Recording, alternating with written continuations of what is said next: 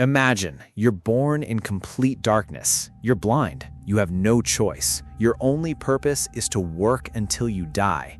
And if you're lucky enough to become a queen, you turn into an immobile sack of eggs that will produce 20 to 30,000 eggs every single day for 30 to 50 years. Welcome to the hell called a termite colony. Today, we're descending into the underground world where millions of creatures live in absolute totalitarianism. We'll see why being a termite is one of the cruelest lotteries in nature, and why even their supreme goddess, the queen, is actually a tragic prisoner of her own body.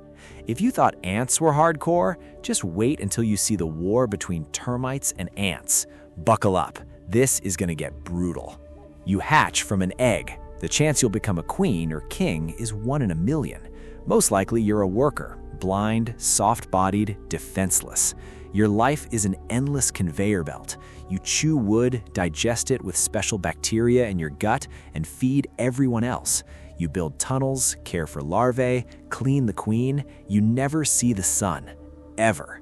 Hard fact, most workers and soldiers live only 1 to 2 years. The queen lives up to 50 years. Imagine you slave away for 2 years and die while she lies in her royal chamber producing millions of children you'll never see. But the scariest part is the control. Everything in the colony is regulated by the queen's pheromones. You literally cannot think about rebellion. Your body and brain are programmed to serve. This isn't a society, it's a biological prison. And now, imagine you're a soldier. Your head is enormous, jaws like pliers. Your job is to die first when the enemy comes. Many soldiers have special glands filled with sticky explosive. They literally blow themselves up to block the enemy. Suicide on pheromone command. Beautiful, right? Let's talk about her, the queen. When she's young, she flies with wings, searching for a king. They shed their wings together, burrow into the ground, and start a new colony. Sounds romantic. A few years later, her abdomen begins to swell, up to 15 centimeters long. She becomes completely immobile. Workers feed her, clean her, lick her.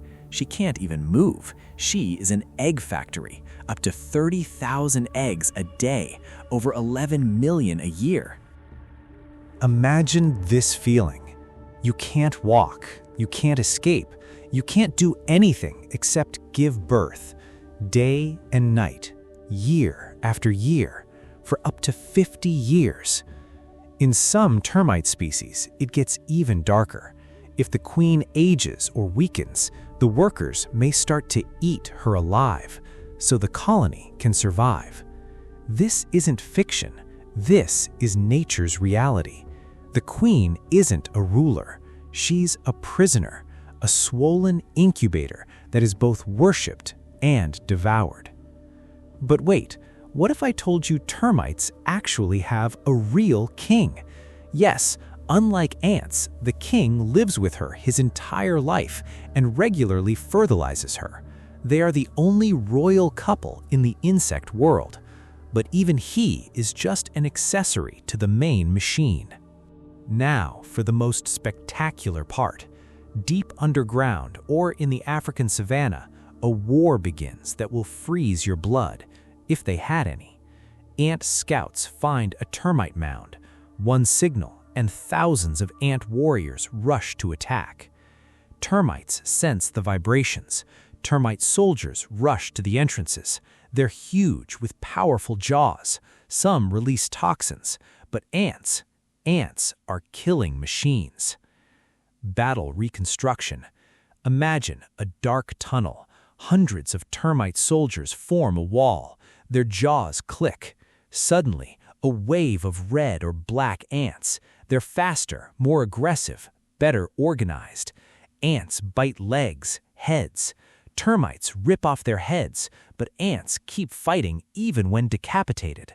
Some ants drag wounded comrades back. They actually have battlefield medicine. Termites explode themselves, flooding everything with sticky foam, but the ants break through. They reach the royal chamber.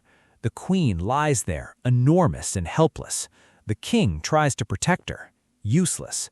The ants surround them. They kill the king, then swarm the queen. They tear her apart. They drag away eggs and larvae as trophies. The colony is doomed. Without the queen, everything collapses. Millions of termites die or scatter. The ants feast. Why do ants win? They're more flexible. They don't have one weak link in the form of a huge, immobile queen. Ant queens are smaller, more mobile, and colonies often have multiple queens. Termites are a rigid, centralized empire. Ants are a flexible republic of conquerors. In this war, there are no heroes, only a meat grinder, and termites almost always get the role of the meat. Let's summarize why termite life is pure horror, and why almost no creature on Earth would ever want to trade places with them. 1. You're born a blind slave. 99% of the colony never sees a single ray of sunlight. You're born underground, you work underground, and you die underground.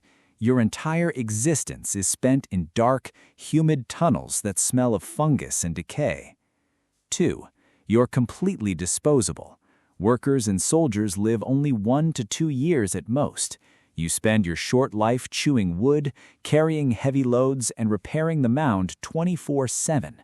Then you die, and you're immediately eaten or recycled by your own colony to save resources. No funeral, no memory, just efficiency. 3. You're under total chemical mind control. The queen's pheromones dictate everything: what job you get, when you mature, and even when you should sacrifice yourself. There is no free will. Rebellion isn't just punished, it's biologically impossible. Your brain is wired to obey. 4. Your goddess is a tragic prisoner. The queen is worshipped like a deity, yet she's nothing more than a bloated, immobile egg-laying machine. She can't move, can't hunt, can't escape danger. In some species, when she gets old, the workers literally start eating her alive to keep the colony going. Worship turns into cannibalism when she's no longer useful. 5. The outside world is a constant death sentence. Ants raid you, birds peck at your mound, lizards and anteaters devour you by the thousands. Pangolins tear your entire city apart. And humans? We flood your home with poison without a second thought. You're surrounded by enemies. 6. Even your greatest achievements are cursed.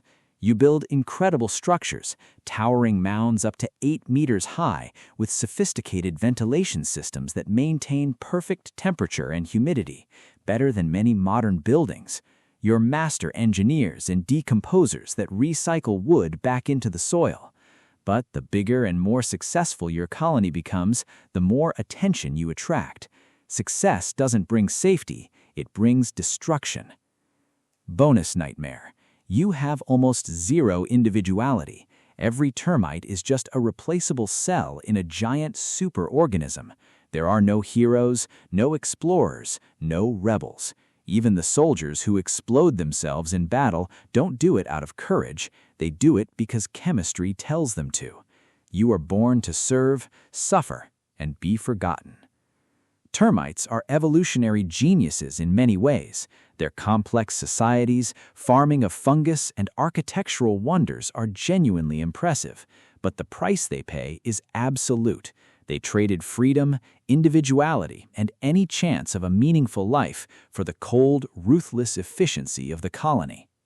So the next time you see a tiny termite crawling on your wall, remember, it's not just a pest, it's a soldier of a forgotten underground empire, where the queen rules but does not reign, and her subjects live and die in eternal darkness.